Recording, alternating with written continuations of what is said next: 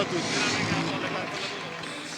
Il pubblico tornato sugli spalti del Palaradio osserva una Delta Despar Trentino a punteggio pieno e capace di sfruttare al meglio i tanti troppi errori di una Casalmaggiore decimata.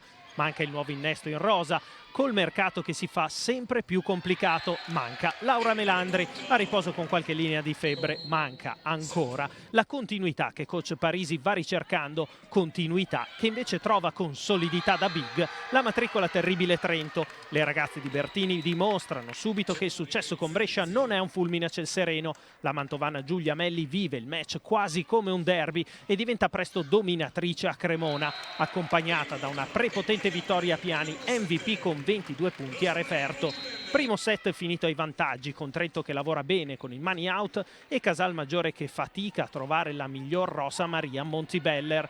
Dal 24-26 ospite al 25-22 locale, in un secondo parziale che sembra ribaltare l'inerzia del match. Nel terzo sono ancora gli errori della VBC a favorire lo scatto della Delta Despar, che torna a condurre col 21-25 e chiude i conti sul filo di lana nel quarto set. 6 punti in 2 partite per Trento, 3 KO e tanti crucci in stagione per Casalmaggiore.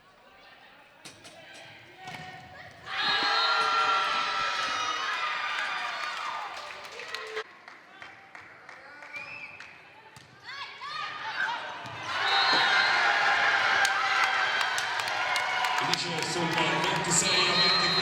il match con il punteggio su e più Casalmaggiore in questo